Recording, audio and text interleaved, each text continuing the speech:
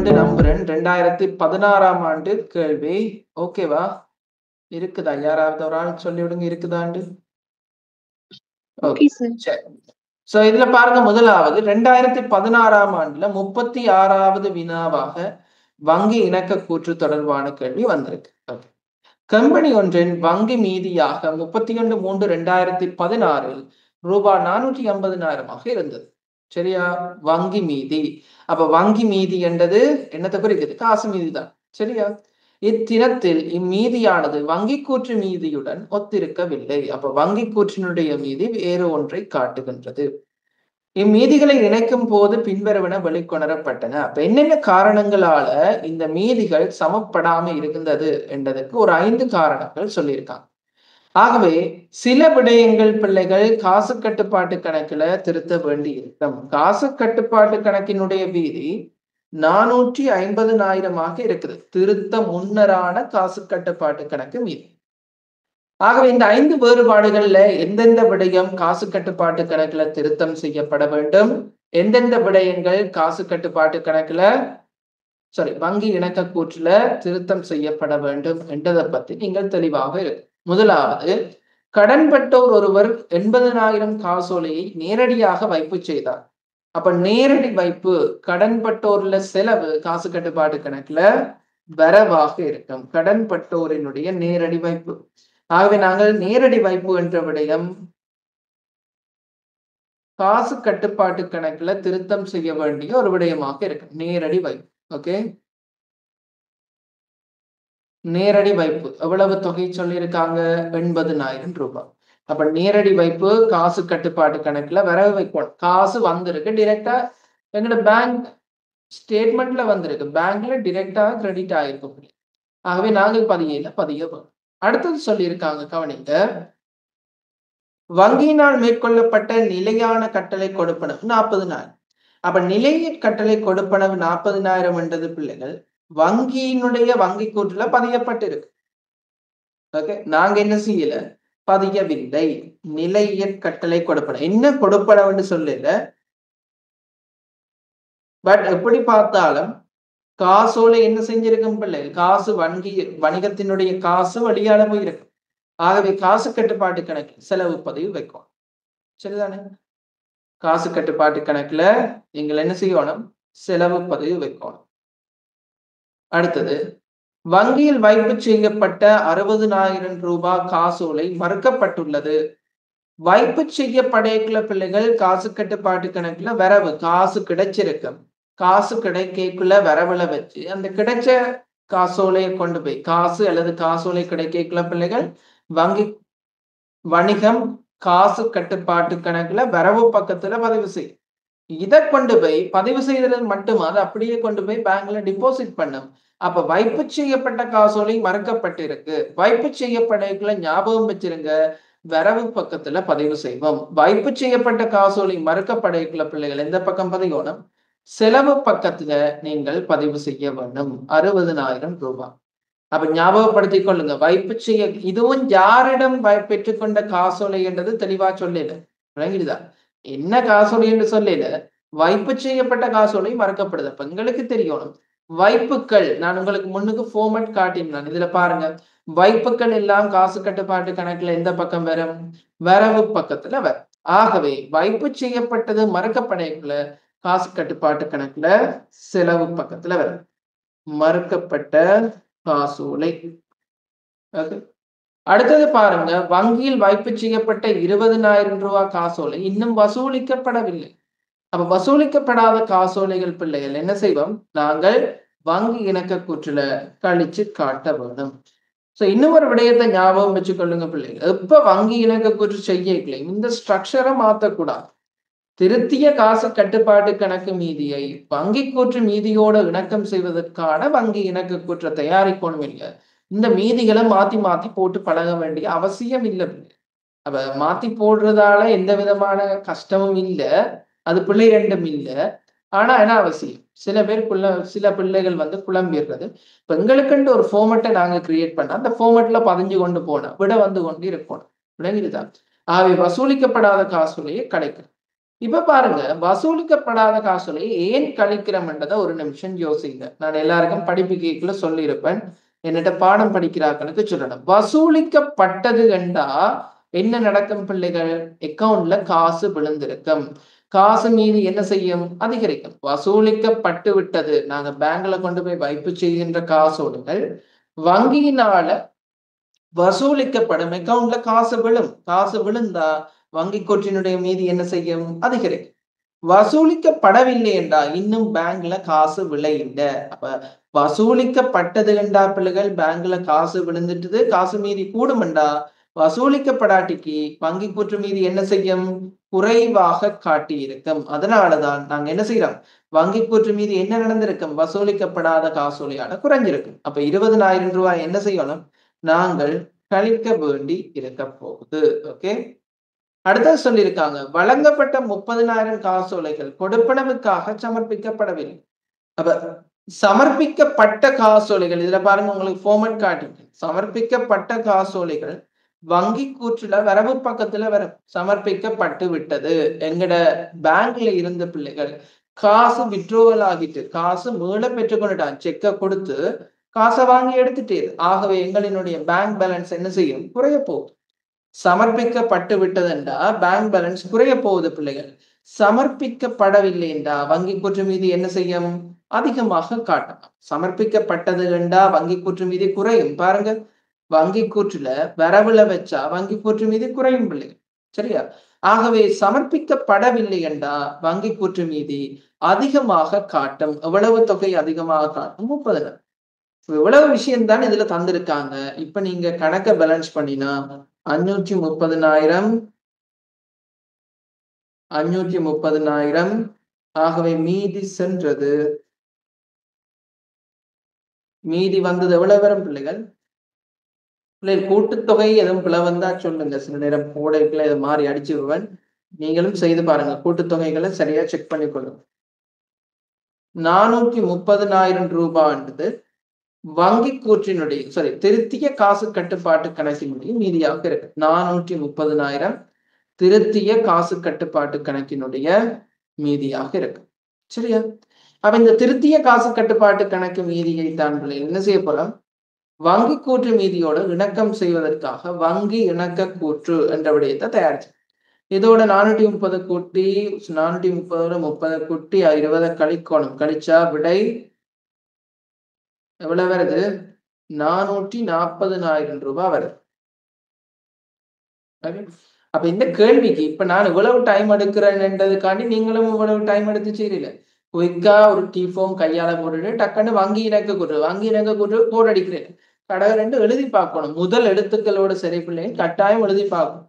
சில பேருக்கு நல்ல ஃபேமிலியரா நல்ல தலதண்ணியா படிச்சு வச்சிருக்கிற பிள்ளைகள் கால்குலேட்டர்லயே இந்த விடைகளை அடிச்சு எடுத்துரும்.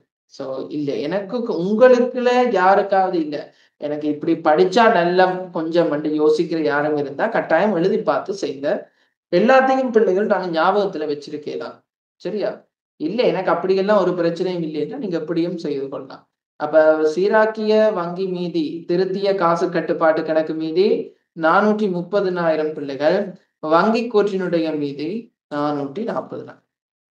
எதுவும் டவுட் இருந்தா கேட்டு சொல்லலாம். கட்டாயம் உங்களுக்கு தேவையான செய்க வழிகளை நீங்கள் செய்து கொண்டு போங்க.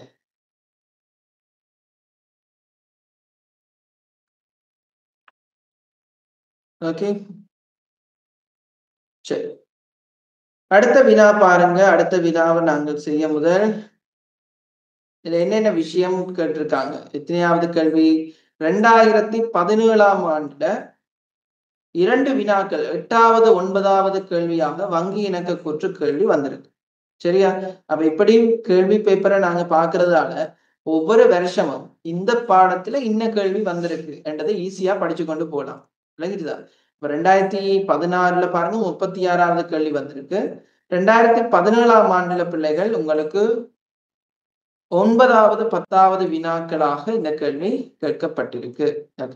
இதுல 2 விஷயம் கேட்டிருக்காங்க. இதுல தந்த விடயங்களை ஃபர்ஸ்டா விளங்கிக் கொள்ளுங்க. 9ஆம் மற்றும் 10ஆம் வினாக்களுக்கு விடையளிப்பதற்கு கீழே தரப்பட்டுள்ள தகவல்களை பயன்படுத்துக. வியாபாரம் ஒன்று தனது எல்லா கொடுக்கல் வாங்கல்களையும் வங்கி நடைமுறை கணக்கினூடாக மேற்கொள்கின்றது. காசு மீதி, காசு பெருவனவு கொடுப்பனவு நாளேடுகளினுடைய மொத்தம் தந்திருக்காங்க.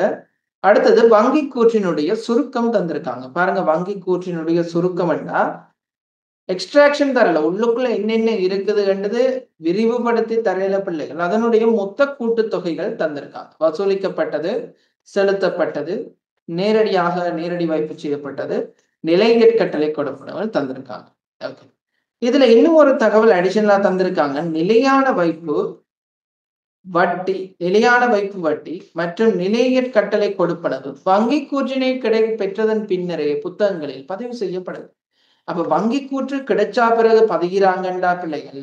இன்னொரு விதமா மறுதலையாக யோசிச்சீங்கண்டா, வங்கி கூற்று கிடைக்க முதல் என்ன செய்யல, பதியல.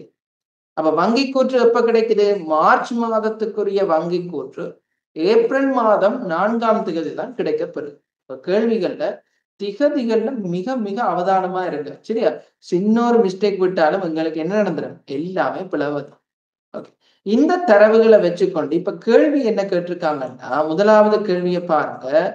இவ்வியாபாரத்தின் காசு கணக்கின் சீராக்கிய மீதி என்ன, சீராக்கம் செய்யப்பட்ட காசு கட்டுப்பாட்டு கணக்கு மீதி என்னன்றது கேள்வி. ஓகே, இதுக்கு நாங்க என்ன செய்வோம், திருத்திய காசு கட்டுப்பாட்டு கணக்கு தயாரிப்போம். ஆனா அது திருத்தியதாக இருக்கு. ஓகே, இந்த மாதிரி செய்யுங்க.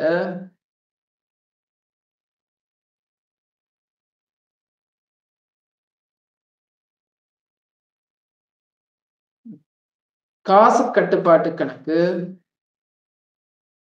எந்த மாசத்துக்கு காசு கட்டுப்பாட்டு கணக்கு செய்ய போறீங்க பிள்ளைகள், 2017 மார்ச் மாதத்துக்கான காசு கட்டுப்பாட்டு கணக்கு.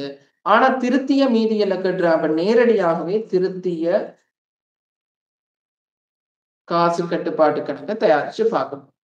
தொடர்ச்சியா சொல்லியிருக்கு 1/3 எப்ப பிள்ளைகள், மார்ச் 1 வசூலிக்கப்படாத காசோலைகள், மாற்றப்படாத காசோலைகள் இல்லை என்று சொல்லிட்டாங்க. அப்ப வசூலிக்கப்படாத காசோலை, மாற்றப்படாத காசோலை இல்லை என்றால் நாங்க நேரடியா என்னத்தை கண்டுபிடிக்கலாம் பிள்ளைகள், இங்க ஆரம்ப மீதி, காசு கணக்கினுடைய ஆரம்ப மீதி. இது உண்மையா சொல்லி இருக்கவே தேவையில்லை, சொல்லி இருந்தாலும் பிரச்சனை. இதுல பாருங்க, காசு மீதியும் 100,000 தான், விளங்கிட்டா. வங்கி கூற்றினுடைய ஆரம்ப மீதியும் 100,000 தான் பிள்ளை. ரெண்டுமே, இது வங்கி கூற்றினுடைய சுருக்கம், இது கணக்கு புத்தகங்களின் படியான காசு கொடுக்கல் வாங்கலினுடைய சுருக்கம்.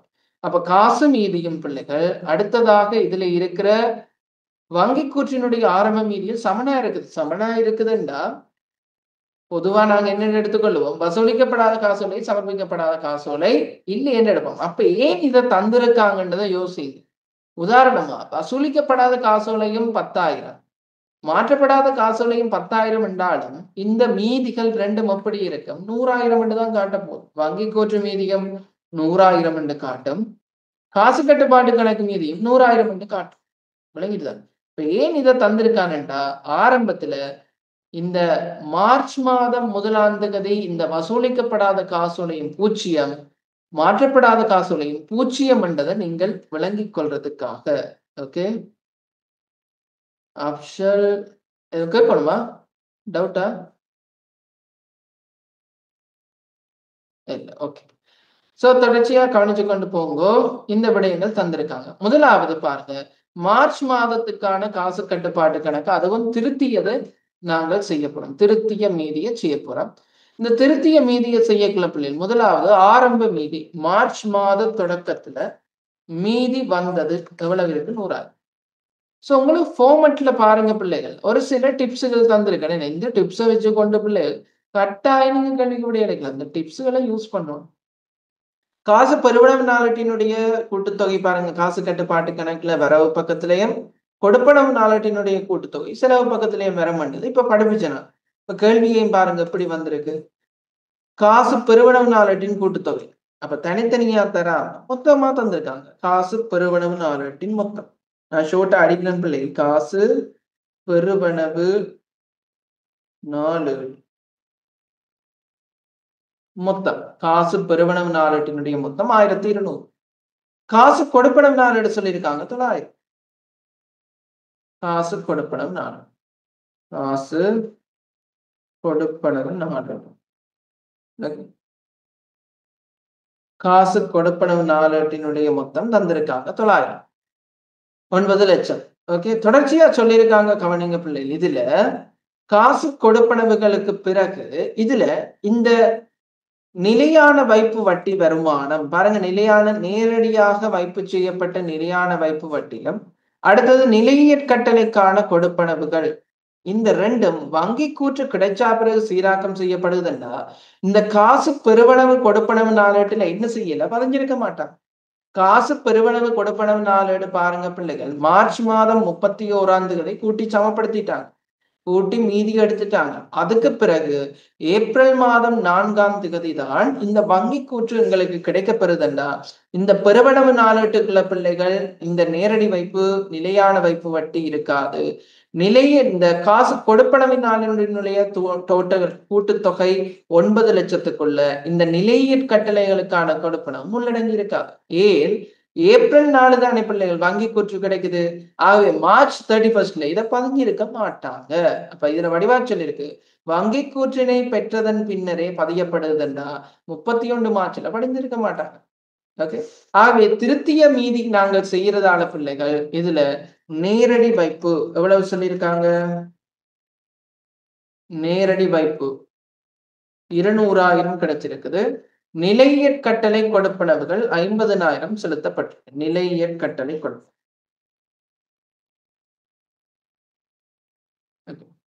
நிலையற் கட்டளை கொடுப்பனவு 50,000 கொடுக்கப்படும். இப்ப இதை சமப்படுத்தினா திருத்திய மீதி வருமா இல்லையா? வரும். ஓகே, எவ்வளவு வருதுன்றதை செக் பண்ணுங்க.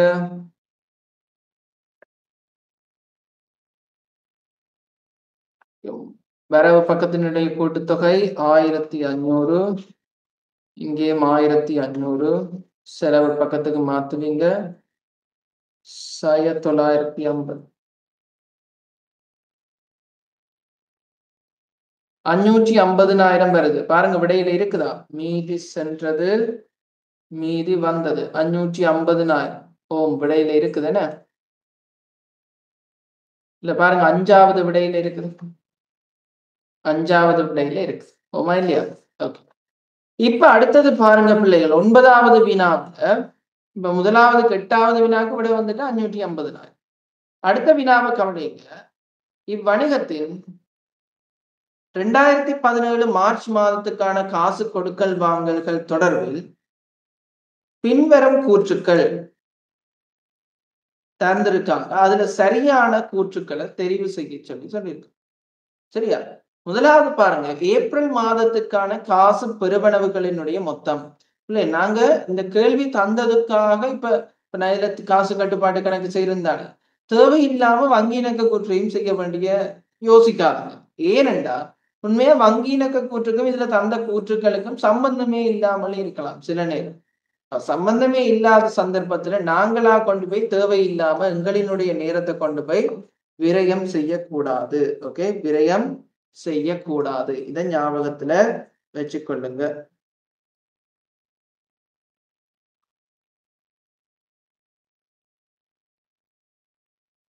சரியா? அப்ப கேள்வியை வாசிக்கல உங்களுக்கு ஐடியா வரணும். வேகமா உங்களோட கேள்வியை பாக்குறது அதுகள்ல உங்களுடைய வேகம் இருக்கணும். ஸ்கிம்மிங் சொல்லுவாங்க. ஸ்கிம்மிங் டக்கு டக்குன்னு உங்களை கண்ணை வச்சுக்கொண்டு என்ன கேள்வி கேட்கறாங்க, என்ன ஃபார்மெட்ல இருக்குன்னு ஸ்கிம் பண்ணி எடுக்கணும். ஸ்கிம்மிங் அண்ட் ஸ்கிப்பிங் சொல்லுவாங்க. ஒரு சின்ன ஒரு டெக்னிக். சரியா? அதுக்கேற்ற மாதிரி அப்படி நீங்க பயிற்சியில ஈடுபட்டீங்கன்னா ஈஸியா நீங்க கேள்வியில என்ன கேட்கறாங்க, கேள்வியை வாசிக்கும் போதுல உங்களுக்கு கேள்வியோட ஐடியா வந்துடும். சரியா?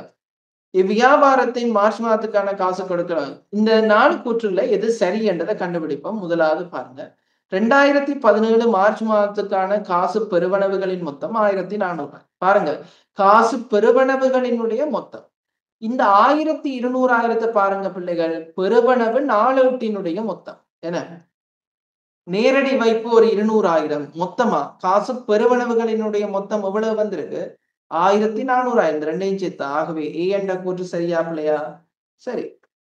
அப்ப ஏ என்ற கூற்று சரி என்றா பிள்ளைகள் இதுல 4வது விட வராது. ஓகே, 4வது விடைய ஃபர்ஸ்டா வெட்டி கொள்ளுங்க. 4வது வராது. அதே போல 3வதும் வராது. காசு கொடுப்பனவுகளினுடைய மொத்தம் பாருங்க, காசு கொடுப்பனவினுடைய மொத்தம், காசு கொடுப்பனவு நாளேட்டினுடைய மொத்தம் 9 லட்சம். அதை விட 50,000 நிலையற் கட்டளைக்காக செலுத்தி இருக்கிறோம். மொத்தமா காசு கொடுப்பனவுகளினுடைய மொத்தம் 9,50,000 என்றது சரியான விடை. அப்ப ஏயும் பெறணும், பியும் பெறணும் என்ற இந்த விட வராது. சரியா? இரண்டாவது விடையை வெட்டி விட்டாச்சு. இப்ப அடுத்தது வசூலிக்கப்படாத காசோலைகளின் 2 லட்சம் என்று சொல்லியிருக்காங்க. இதை எப்படி கண்டுபிடிக்க போறோம்டா, மொத்தமா பாருங்க பிள்ளைகள், இதுல காசு பெறுவனவு நாளேட்டுல எவ்வளவு காசோலைகள் நாங்க வைப்பு செய்திருக்கோம்? 1200. இந்த 1200 இந்த நேரடி வைப்பு பாருங்க, இது தனித்தனியா தானே போட்டிருக்கோம். இங்கேயும் நேரடி வைப்பு இருக்கு, வங்கி கூற்றுலையும் பாருங்க நேரடி வைப்பு தனியா இருக்குது. அப்ப நேரடி வைப்பை பத்தி யோசிக்க தேவை. இதுல வசூலிக்கப்பட்ட காசோலைகள் எவ்வளவு சொல்லியிருக்காங்க? 1 லட்சம் ரூபாய் தான் வசூலிக்கப்பட்ட காசோலை. 1 லட்சம் ரூபாய் வசூலிக்கப்பட்ட காசோலை. எவ்வளவு காசு பெறுவனவு நாளேட்டினுடைய மொத்தம்? 1200. ஆனால் வசூலிக்கப்பட்டது எவ்வளவு? 1 லட்சம் ரூபாய். சரி, 1 மில்லியன் ரூபாய்.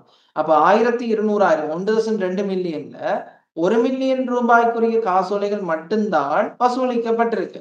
உங்களுக்கு கேள்வி லேசா போயிட்டுது. எப்படி கேள்வி லேசா போயிட்டுதுன்னா, இங்க நீங்க என்ன செய்துட்டீங்க? இந்த கேள்வியில அவங்க ஃபர்ஸ்டாவே தந்திருக்காங்க, ஆரம்ப திகதியில வசூலிக்கப்படாத காசோலைகள், மாற்றப்படாத காசோலைகள் இல்லை என்று சொல்லிட்டாங்க. அப்ப ஆரம்ப திகதியில வசூலிக்கப்படாத காசோலை, மாற்றப்படாத காசோலை இல்லை என்றதால நாங்க இலகுவா இந்த கேள்வியை செய்து கொள்ளலாம். மொத்தம் 1200 வைப்பு செய்திருக்கோம். ஆனால் வசூலிக்கப்பட்டது சொல்லியிருக்காங்க 1 மில்லியன். சரியா? 1 மில்லியன், 1000 வேண்டா மிச்சம் வசூலிக்கப்படாத காசோலைகள் எவ்வளவு பிள்ளைகள்? 200,000 வசூலிக்கப்படவில்லை. விடை இருக்கா?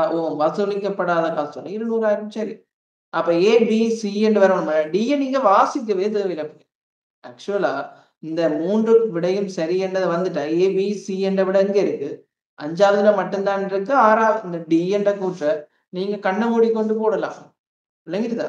அப்ப இனிமே அதையும் செக் பண்ணிக்கொள்ளுங்க. சமர்ப்பிக்கப்படாத காசோலைகள் மொத்தமா காசு கொடுப்பனவு நாளேட்டுல பாருங்க 9 லட்சம் ரூபாவுக்குரிய பேமெண்ட்டுக்கு செக் கொடுத்திருக்காங்க. ஆனால் இதுல எவ்வளவு செலுத்தப்பட்ட காசோலைகள் அல்லது சமர்ப்பிக்கப்பட்ட காசோலைகள்? 750,000 என்று சொல்லியிருக்காங்க. 750,000 சமர்ப்பிக்கப்பட்டதுன்னா மிச்சம் சமர்ப்பிக்கப்படாத காசோலைகள் எவ்வளவு? 150,000 இருக்கு. சமர்ப்பிக்கப்படாத காசோலைகள் 150,000 இருக்கு. அப்ப இந்த கூற்றுக்கள்ல ஏ பி சி டி என்ற 4 கூற்றுகளும் சரியான. ஓகே, அப்ப கேள்வி இப்ப இதுக்கு சில பேர் என்ன செய்வாங்கன்னா, தேவையில்லாம வங்கி கூற்றினுடைய மீதியை கண்டுபிடிக்கிறது, தேவையில்லாம வங்கி இணக்க கூற்று தயாரிச்சு பார்க்கிறது, இதெல்லாம் அனாவசியம். இந்த கேள்விக்கு விடையெடுத்தா சரிதானே பிள்ளைகள்? அப்ப தேவையில்லாத விடயங்களை செய்ய போறதால நேரம் ஸ்பாயில் ஆகும். ஓகே, டைம் வந்து ஸ்பாயில் ஆகி கொண்டிருக்கும். ஸோ நீங்க அதுல கூடின கவனம் செலுத்த வேண்டி இருக்கும். சரியோ? இந்த கேள்வியில எதுவும் சந்தேகங்கள் இருந்தா கேட்டுக்கொள்ளுங்க. ஓகே, அடுத்த கேள்விக்கு போவோம். இது 2017ஆம் ஆண்டுல 9வது 10வது கேள்வி. இப்ப அடுத்தது பாருங்க, 2020ஆம் ஆண்டுல கொஞ்சம் பெரிய கேள்வி. ஓகே, பெரிய கேள்வி தான். என்ன செய்து பழகத்தானே வேணும். ஓகே, 2019 2018ல பாருங்க பிள்ளை, 18 19ல வந்து வினா வரையறை. சரியா? பகுதி 1ல வங்கி இணக்க கூற்றுல இருந்து 2018 19ல கேள்வி வரும். 2 வருஷமும் கேள்வி வரையல. சரியா? நீங்க எடுத்து தட்டி பாருங்க. சோ அப்ப யூனிட் வைஸா இருக்கிறதால இந்த இப்படி டியூட் அடிச்சு நான் உங்களுக்கு தர்றதால உங்களுக்கு ஈஸியா அனலைஸ் பண்ணி படிச்சு கொள்ளலாம். இதுல வரையில. அதை தொடர்ச்சியா பாருங்க, 2020ஆம் ஆண்டு கேள்வி வந்திருக்குது. கொஞ்சம் பெரிய கேள்வி. 6வது 7வது கேள்வியாக வந்திருக்கு. அப்ப இங்க பாருங்க, 2017ல 9வது 10வது கேள்வியா வந்தது. திருப்பி 2018 கேள்வி வரல, 19 வரல, 2020ல 6வது 7வது வினாவாக மாறிடுது. ஏன் இப்படி தந்திருக்கின்ற அப்படி இதை வச்சுக்கொண்டு நீங்க கொஞ்சம் எத்தனையாவது இடத்துல இந்த வங்கி இணக்க கூற்று வரும் என்றதை அனலைஸ் பண்ணலாம். இந்த கேள்வி வருகுதா இல்லையா? இப்ப நோ கொஸ்டின்டா, இப்ப சில கேள்விகள் வராத கேள்வியை படிக்கிறது முக்கியம். சில நேரம் வராத கேள்வி வராமலும் போய் 2 பக்கமாகவும் யோசிக்கலாம். நீங்க வராத கேள்வி சில நேரம் போடுவான், சில நேரம் வராத கேள்வியை அடுத்த முறையும் போடாம இருக்கான். அது நாங்க சொல்லலாம். சோ எந்த வகையிலையும் நாங்கள் ரெடியா இருப்போம். நாங்க ஜஸ்ட் இத்தனையாவது இடத்துல இந்த கேள்வியை எதிர்பார்த்து கொள்ளணும். உதாரணமா இங்க தொடர்ச்சியா வர்றதால ஒரு 7வது 6வது இடங்கள்ல வங்கி இணக்க கூற்று கேள்வி வரும் என்ற ஒரு மனநிலையை உருவாக்கி அந்த இடத்துல போய் செக் பண்ணி பார்க்கணும். ஓகே. இப்ப கட்டாயம் வங்கி இணக்க கூற்றிலிருந்து கேள்வி ஒன்று கேட்கப்படும். இதுல வணிகம் ஒன்று தனது அனைத்து காசு கொடுக்கல் வாங்கல்களையும் வங்கி நடைமுறை கணக்கின் ஊடாக மேற்கொள்கின்றது. 2020 பிப்ரவரி மாதத்துக்கான காசு கணக்கு மற்றும் வங்கி கூற்றுக்களின் இறுதி மீதிகளில் எந்த வேறுபாடும் இருக்கவில்லை. அப்ப பிப்ரவரி மாதத்துக்கான காசு மீதியும் வங்கி கூற்று மீதியும் ரெண்டும் சமனாக இருக்கு.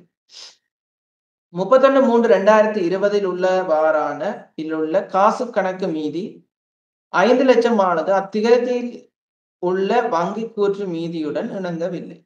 மார்ச் மாதத்திற்கான வங்கி கூற்றானது 3/4/2020 பெறப்பட்டுள்ளதுடன் அதனை பரிசீலிக்கும் போது பின்வருவன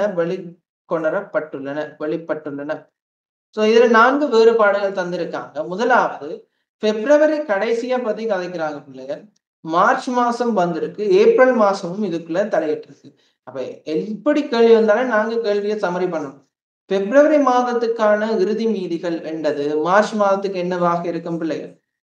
தொடக்க மீதிகளாக இருக்கும். மார்ச் மாதத்துக்கு என்ன மீதியா இருக்கும்?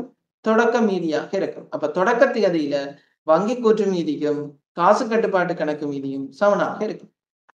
இப்ப மார்ச் கடைசியில திருத்த முன்னரான காசு கட்டுப்பாட்டு கணக்கு மீதி எவ்வளவுத்த காட்டுது? 5 லட்சம் ரூபாவை காட்டுது. ஓகே. இப்ப இந்த 5 லட்சம் ரூபாவை காட்டுது. ஆனால் வங்கி கூற்று மீதியானது வேறு ஒரு தொகையை காட்டுகின்றது. ஆகவே நாங்கள் என்ன செய்யணும்? அதற்குரிய காரணங்களை தந்திருக்காங்க. இந்த காரணங்களை சீராக்கம் செய்யக்குள்ள என்ன செய்யணும்? இந்த விடைகளை நாங்கள் கண்டுபிடிக்க போறோம். சோ இங்க திருப்பி நீங்க கவனிச்சீங்கன்னா தெரியும். நான் என்னத்தை செய்து காட்டுறேன்? ஒன்று திருத்திய காசு கட்டுப்பாட்டு கணக்கு செய்து காட்டுறேன். எல்லாத்துக்கும் வங்கி இணக்க கூற்று, இந்த ரெண்டுல ஏதோ ஒரு விடயத்தை செய்யறேன். இதை விட வங்கி கூற்றினுடைய மீதியும் வங்கி கூற்று தொடர்பான சில விஷயங்களையும் நாங்க படிச்சு கொள்றது நல்ல பிள்ளைங்க. சரியா? வங்கி அனுப்புற வங்கி கூற்றையும் நாங்கள் சில நேரம் தயாரிச்சு பார்க்க வேண்டி இருக்கும்.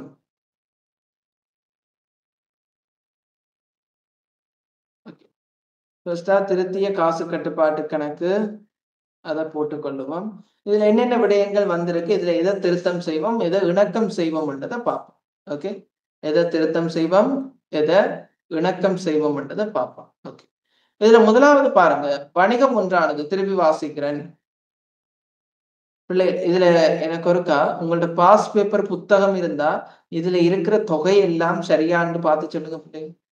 உங்கள்ட்ட பாஸ் பேப்பர் புத்தகம் இருந்தா சின்ன ஒரு வெரிஃபிகேஷன்.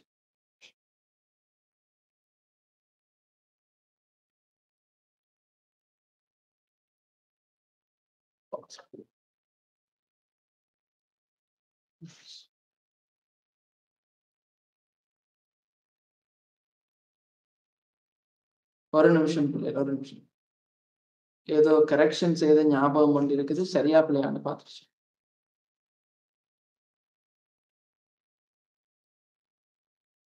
நூற்றி 20 என்பது 12.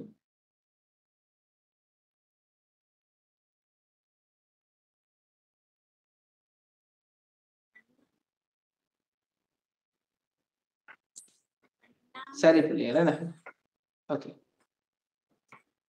ஏதோ ஒரு கேள்வியில தொகையில கரெக்ஷன் செஞ்சான், அதனாலதான் கேட்டு நான். ஓகே. சரி, இதுல பாருங்க திருத்தம் ஒண்ணு சொல்லுங்க. சீல வந்து 33,2000 வாங்கி கட்டிட்ட காசு 80,000 தான். எது? அந்த சி வந்து இதுல 1 லட்சம் வந்து இருக்கு, 80,000 தான் இருக்கு. 80,000 வந்திருக்கு. ஓகே பிள்ளைகள், அது ஒரு 80,000 மாத்துங்க பிள்ளைகள். அதுதான் பார்த்தேன்.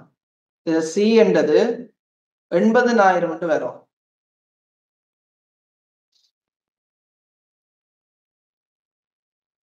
ஒரு நிமிஷம் பொறுங்க, மாத்தி விடுறேன்.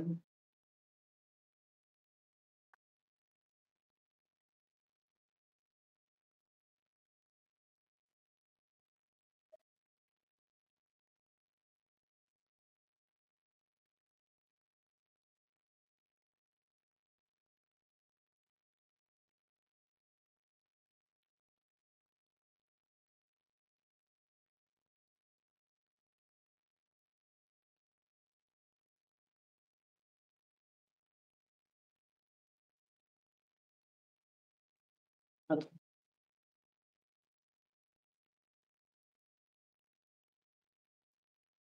இது 80,000 மாத்திக்கொள்ளுங்க பிள்ளைகள். சரியா? அதுல டைப்பிங் எரர் ஒண்ணு வந்துட்டு. ஓகே. திருப்பி சொல்றேன், கேள்விய பாருங்க. 2020ஆம் ஆண்டு 6வது 7வது வினா உங்களுக்கு வங்கி இணக்க கூற்றுல வந்திருக்கு. இதுல கவனிச்சு கொள்ள வேண்டியது, பிப்ரவரி மாதத்துக்கான காசு கட்டுப்பாட்டு கணக்கு வங்கி கூற்றினுடைய இறுதி மீதிகள் எதுவித வேறுபாடும் இருக்கவில்லை என்றால், மார்ச் மாதத்துக்கு இது என்னவாக இருக்கும் பிள்ளை? தொடக்க மீதிகளாக இருக்கும். மார்ச் ஸ்டார்ட்ல காசு கட்டுப்பாட்டு கணக்கு மீதியம் வங்கி கூற்றினுடைய மீதியம் சரியா பேங்க் பேலன்ஸும் சமனாக இருந்திருக்குது. ஆனால் இந்த மார்ச் மாதம் 31ஆம் தேதி திருத்த முன்னரான இதுல 4 வேறுபாடுகள் தந்திருக்காங்க. ABCD. இந்த 4 வேறுபாடுகளாலையும் என்ன நடந்திருக்கு பிள்ளைகள்? எங்களினுடைய காசு கட்டுப்பாட்டு கணக்கு மீதி 5 லட்சம் ரூபாவை காட்டினாலும் கூட எங்களினுடைய வங்கி கூற்று மீதி இன்னும் ஒரு தொகையினை காட்டுகின்றது. அதற்குரிய காரணங்கள் தந்திருக்காங்க. இதை விட வங்கி கூற்று எத்தனையாம் தேதி கிடைச்சிருக்குது? 4ஆம் மாசம் 3ஆம் தேதி தான் கிடைச்சிருக்கு என்ற விடையும் சொல்லியிருக்காங்க. ஓகே, இதுல கவனிங்க, 29/3 வைப்பு செய்யப்பட்ட 1 லட்சம் ரூபாய் காசோலை இன்னும் வசூலிக்கப்படவில்லை.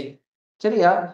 இந்த ஏ பிள்ளைகள் யார்கிட்ட பெற்ற காசோலை என்றது இந்த ஏ என்ற கூற்றுல சொல்லப்படவில்லை. ஏ என்ற காசோலை யார்கிட்ட பெற்றுக் கொண்டிருக்காங்கன்றது இந்த கூற்றுல சொல்லப்பட இல்லை. ஆனா இதுல கீழே சொல்லியிருக்காங்க பாருங்க, A,C உருப்படிகளானவை வணிகத்தின் 2 கடன்பட்டோர்களின் நிலுவை மீதிகளை தீர்த்துக் கொள்வதற்காக அவர்களிடமிருந்து பெறப்பட்ட காசோலைகளை குறிக்கின்றன. இதுல எழுத்துப்பிழை இருக்கு, மாதிரி அவர்களிடமிருந்து பெறப்பட்ட காசோலைகளை குறி. அப்ப ஏ வந்தது கடன்பட்டோரிடம் பெற்று வைப்பு செய்யப்பட்ட காசோலை வசூலிக்கப்படவில்லைன்னு சொல்லுங்க. ஏயும் சியும் சரியா, ஏயும் சியும் கடன்பட்டோரோட தொடர்புடைய கொடுக்கல் வாங்கல் என்றதை ஞாபகம் வச்சுக்கணும். அப்ப வசூலிக்கப்படவில்லை என்றுதான் சொல்லியிருக்கேன். வசூலிக்கப்படாத காசோலை என்ன செய்வோம் பிள்ளைகள்? வங்கி இணக்க கூற்றுல நாங்கள் கழிச்சு காட்டுவோம். எவ்வளவு காசோலை? 1 லட்சம் ரூபாய் வசூலிக்கப்படவில்லைன்னு சொல்லி. அப்ப வசூலிக்கப்படாட்டிக்கு வசூலிக்கப்பட்ட அக்கவுண்ட்ல பேலன்ஸ் கூடும், வசூலிக்கப்படவில்லை வங்கி கூற்று மீதி குறைவாக காட்டும். நிலையின் கட்டளைக்கு அமைய மார்ச் மாத கடன் தவணை கட்டணம் 30,000 ஆகும். அப்ப கடன் தவணை கட்டணம் 30,000 செலுத்தப்பட்டிருக்கு. ஓகே, அப்ப கடன் தவணை கட்டணத்துக்குள்ள 12,000 வட்டி செலவு என்றா பிள்ளை, மிச்சம் 18,000 வங்கி கடனுக்காக முதல்ல கழிக்கிறதுக்காண்டி கொடுத்துருக்காங்க. கடன் தவணை கட்டணம், தவணை கட்டணம் என்று எங்கேயாவது பாத்தீங்கன்னா ஞாபகம் வச்சுக்கொள்ளுங்க. அதுல வட்டியும் உள்ளடங்கி இருக்கும் பிள்ளைகள், முதலுக்கான தொகையும் உள்ளடங்கி இருக்கு. பிரின்சிபல் அமௌண்ட், இன்ட்ரெஸ்ட் அமௌண்ட் சொல்லுவோம். ஒரு தவணை கட்டணம் செலுத்திக்கல வட்டிக்கும் காசு எடுப்பான், அதே சமயம் முதல்லையும் கொஞ்சம் காசு குறைச்சு கொண்டு போவாங்க. இந்த மாதிரி தான் இருக்கு தவணை கட்டணம் என்ற விடை. அடுத்தது சொல்லியிருக்காங்க 80,000 காசோலை மறுக்கப்பட்டிருக்குது. மறுக்கப்பட்டிருக்கு, இது யாரோட தொடர்புடையது? கீழே சொல்லியிருக்காங்க கடன்பட்டோரோட தொடர்புடையது. அப்ப நீங்க மறுக்கப்பட்ட காசோலைக்கு டபுள் என்ட்ரி பார்க்கல, இலகுவா பார்க்கலாம். காசோலை பெற்றுக்கொள்ளைக்குள்ள என்ன பதிவு? கடன்பட்டோர் கணக்கு வரவு, காசு கட்டுப்பாட்டு கணக்குல காசு கட்டுப்பாட்டு கணக்கு வரவு, கடன்பட்டோர் கட்டுப்பாட்டு கணக்குல செலவு. கடன்பட்டோர் ஒருத்தர் காசோலைய தரைக்குள்ள என்ன இரட்டை பதிவு? காசு வரவு, கடன்பட்டோர் செலவு. இப்ப அது காசோலை மறுக்கப்படைக்குள்ள பிள்ளை மாறி பதிவு எப்படி வரப்போகுது? கடன்பட்டோர் கட்டுப்பாட்டு கணக்கு வரவு, காசு கட்டுப்பாட்டு கணக்குல செலவாக இருக்கு. அப்ப இந்த சி என்ற கொடுக்கல் வாங்கல்ல அவங்க கடன்பட்டோர் என்று சொல்லாம கீழே சொல்லி இருக்காங்க ஏயும் சியும் கடன்பட்டோரோட சம்பந்தப்பட்டது. ஆகவே இதை திருத்துறதுக்கு என்ன இரட்டை பதிவு வரப்போகுது? கடன்பட்டோர் கட்டுப்பாட்டு கணக்கு வரவு, காசு கட்டுப்பாட்டு கணக்குல செலவு பதிவாக இருக்கு. மறுக்கப்பட்ட காசோலை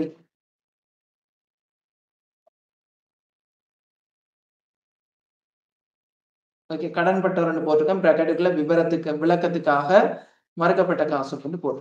அடுத்தது பாருங்க, முதலீட்டு வருமானம் 120,000 ஆனது வங்கி கணக்கில் செலவு வைக்கப்பட்டுள்ளது நேரடியாக.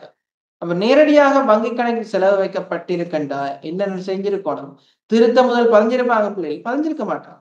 ஏன்? வங்கி கூற்று இதுல அடுத்தது சொல்லியிருக்காங்க நேரடி வைப்புகள். நிலையியற் கட்டளை கொடுப்பனவுகள் மறக்கப்பட்ட காசோலை என்பன வங்கி கூற்று பெறப்பட்ட பின்னரே பதியப்படுகின்றது. அப்ப வங்கி கூற்று எத்தனையாம் தேதி பெறப்பட்டிருக்குது? 3ஆம் தேதி 4ஆம் மாசம். நாங்கள் கண்டுபிடிச்ச 5 லட்சம் ரூபாய் எத்தனையாம் தேதி? அதற்கு முதல் மார்ச் மாதத்தினுடைய 31ஆம் தேதி. அப்ப மார்ச் மாதம் மீதி கண்டுபிடிக்கல பிள்ளைகள். இந்த 3 விடயங்கள் நேரடி வைப்பு, நிலையியற் கட்டளை கொடுப்பனவு, மறுக்கப்பட்ட காசோலை பதிஞ்சு இருக்க மாட்டாங்க. நாங்க என்ன செய்யணும்? பதிய வேணும். முதலீட்டு வருமானம் நேரடியாக வைப்பு செய்யப்பட்டிருக்கு 120. முதலீட்டு வருமானம் 120. இவ்வளவுதான் இதுல இருக்கு. இதுல கேள்வி என்ன? திருத்திய காசு கட்டுப்பாட்டு கணக்கு மீதி, வங்கி கூற்று மீதி என்ன?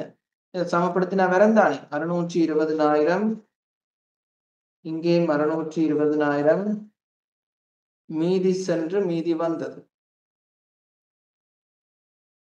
510,000. ஓகே, மீதி சென்றது மீதி வந்தது 510,000 இருக்குதா? 2 விடை இருக்கு. சோ திருத்திய காசு கட்டுப்பாட்டு கணக்கு மீதிய வங்கி இணக்க கூற்றுல போட்டீங்களாக இருந்தால் வங்கி கூற்றினுடைய மீதி எவ்வளவு வரப்போகுது? 410,000. 410,000 இருக்கும். சரியா? விட எது? 510,000 410,000.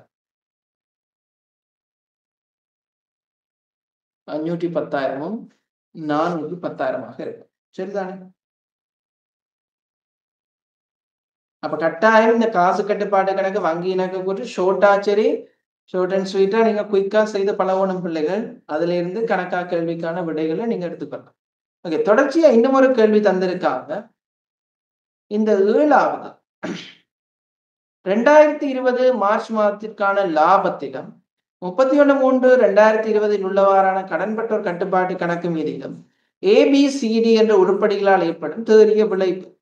இப்ப என்னென்ன தேறிய விளைவு ஏற்பட்டிருக்குன்னு சொல்லி கேள்வி கேட்டிருக்காங்க.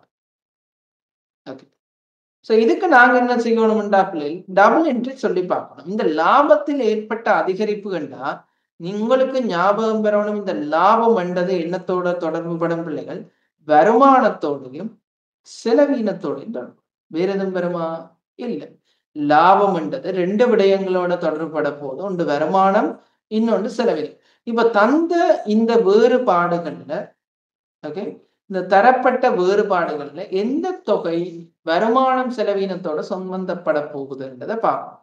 இதுல 2 விஷயம் வருமானம் செலவீனத்தோட சம்பந்தப்படும். எந்த 2 விஷயம்? ஒன்று பியில இருக்கிற வட்டி செலவு 12,000, டியில 120,000 முதலீட்டு வருமானம் கிடைச்சிருக்கு. அப்ப முதலீட்டு வருமானம் லாபத்தை என்ன செய்ய போகுது? அதிகரிக்கும். ஓகே, முதலீட்டு வருமானம் என்ன செய்யும்? லாபத்தினை அதிகரிக்கும் பிள்ளை பிளஸ் 120. ஓகே, வட்டி செலவு எவ்வளவு? 12,000 லாபத்தை குறைக்கும். சரியா? ஆகவே இதனுடைய தேறிய விளைவாக வேற எதுவும் வந்திருக்கா? மறக்கப்பட்ட காசோலைக்கு பிள்ளையில் வருமானம் செலவினம் வருமா? வராது. வசூலிக்கப்படாத காசோலைக்கு இரட்டை பதிவு வருமா? வராது. இன்றைக்கு வசூலிக்கப்படாம இருக்குது, நாளைக்கு வசூலிக்கப்பட்டு விடும். சரியா? ஆகவே இது எங்களினுடைய லாபத்துல தாக்கத்தை ஏற்படுத்தாது. பியும் டியும் மட்டும்தான் லாபத்துல தாக்கத்தை ஏற்படுத்தும். அப்ப தேறிய விளைவு 108,000. இது திருத்தினா பிறகு லாபம் அதிகரிக்கும். கேள்வியை பாருங்க, என்ன கேள்வி கேட்டிருக்காங்க? 2020 மார்ச் மாதங்கள் லாபம் கடன்பட்டோர் மீதியிலும் உருப்படிகளால் ஏற்படும் தேறிய விளைவு. சரியா? தேறிய விளைவு என்ன நடக்க போகுது? இந்த உருப்படி எல்லாம் திருத்துப்படையில என்ன நடக்க போகுது பாருங்க. 108,000 அதிகரிப்பு. பாருங்க, 108,000 எடுத்தோம். ஒன்று முதலீட்டு வருமானம் 120,000 கூடும், வட்டி செலவீனம் 12,000 குறைய போகுது. ரெண்டையும் சேர்த்தா என்ன பதிவு பிள்ளைகள்? 108,000 தேறிய விளைவு அதிகரிக்கும் லாபம். ஓகே, 3வது விடையும் வருது, 4வது விடையும் வருது. கடன்பட்டோர் கட்டுப்பாட்டு கணக்கு தொடர்பான தகவல் அதிகரிப்பு குறைவு கேட்டிருக்கோம். இப்ப கடன்பட்டோர் கட்டுப்பாட்டு கணக்குல பாருங்க பிள்ளைகள். ஓகே, ஏயும் சியும் தான் கடன்பட்டோர் கட்டுப்பாட்டு கணக்கோட தொடர்பு படுகின்ற விடயம். ஏயில பாருங்க பிள்ளைகள், இப்பதான் சொன்ன நான் வசூலிக்கப்படாத காசோலை என்றது வேல்யூ இல்லை, ஒரு கால வேறுபாடு. ஒரு டைம் பீரியடால எங்களுக்கு ஏற்படுகின்ற தற்காலிகமான வேறுபாடு. இன்றைக்கு வசூலிக்கப்படாம இருக்கிறது. நாளைக்கோ நாளாண்டைக்கு வங்கியில என்ன நடந்துரும்? வசூலிக்கப்பட்டுவிடும். சரியா? இன்றைக்கு வசூலிக்கப்படையில பிள்ளைகள் நாளைக்கோ நாளாண்டைக்கு என்ன நடந்துரும்? வசூலிக்கப்பட்டுவிடும். ஓகே. ஆகவே வசூலிக்கப்படாத காசோலைக்கு இரட்டை பதிவு இருக்கா? இல்ல. வசூலிக்கப்படாத காசோலைக்கு இரட்டை பதிவு இல்லை. சிய பாருங்க, மறக்கப்பட்ட காசோலை. அப்ப மறக்கப்பட்ட காசோலை, காசோலை பெற்றுக்கொள்ளைக்குள்ள காசுல வரவு, மறக்கப்பட்ட காசோலை செலவு, சாரி காசோலை சாரி காசோலை பெற்றுக்கொள்ள பிள்ளைகள் காசு கட்டுப்பாட்டு கணக்கு வரவு, கடன்பட்டோர் கட்டுப்பாட்டு கணக்குல செலவு, மறக்கப்படைக்குள்ள கடன்பட்டோர் கட்டுப்பாட்டு கணக்குல வரவு பதிவும், காசு கட்டுப்பாட்டு கணக்குல செலவு பதிவும் வைக்கப்படும். எவ்வளவு தொகை? 80,000 ரூபாய். இப்ப மறக்கப்பட்ட காசோலைக்கான பதிவை சரியா சொல்றதுக்கு தெரிஞ்சிருக்கும். ஆகவே கடன்பட்டோர் கட்டுப்பாட்டு கணக்குல வரவு பதிவு வச்சா கடன்பட்டோரினுடைய மீதி என்ன செய்யும்? வரவுல வச்சா சொத்து கணக்குல வரவுல வச்சா மீதி அதிகரிக்கும். என்ன? சொத்து கணக்குல வரவுல வச்சா மீதி அதிகரிக்கும். எவ்வளவு வரவுல வைக்க போறாங்க? 80,000 ரூபாய் வரவுல வைக்க போறாங்க. அப்ப மறக்கப்பட்ட காசோலை ஈஸியா ஞாபகம் வச்சுக்கொள்ளுங்க. காசோலை கிடைக்கல காசு வரவு கடன்பட்டோர் செலவு, மறக்கப்படைக்குள்ள மாறி போட்டீங்கன்னா சரி. கடன்பட்டோர் வரவு காசுல செலவு.